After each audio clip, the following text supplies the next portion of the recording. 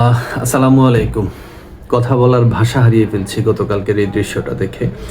গত ৯ তারিখে আপনারা কম বেশি সবাই দেখেছেন, এখন অন্তত ফেসবুক যারা চালান, সোশ্যাল মিডিয়ার সঙ্গে যারা আছেন, তাদের কারো এই দৃশ্য আরও দেখানো। কিছু মানুষ, নাম বললাম না, চাঁদা না পেয়ে, জানা যাচ্ছে যে চাঁদা না পেয়ে এই নৃশংস ঘটনা ঘটিয়েছে। এই লোকটা হলো পুরান ঢাকায় একজন ভাঙ্গারি ব্যবসায়ী। তার কাছে নাকি চাঁদা দাবি করা হয়েছিল।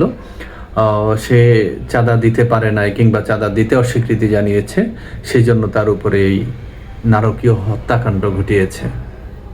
আপনারা কল্পনা করতে পারেন একটা সভ্য দেশে সভ্য মানুষের পক্ষে এটা করা সম্ভব?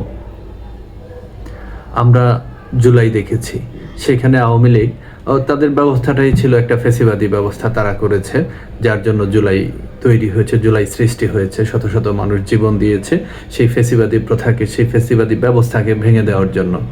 তাহলে সেই ফ্যাসিবাদী ব্যবস্থা ভেঙে দিয়ে কি আমরা নতুন আরেক ফ্যাসিবাদের দিকে যাচ্ছি? এটা আপনাদের কাছে প্রশ্ন।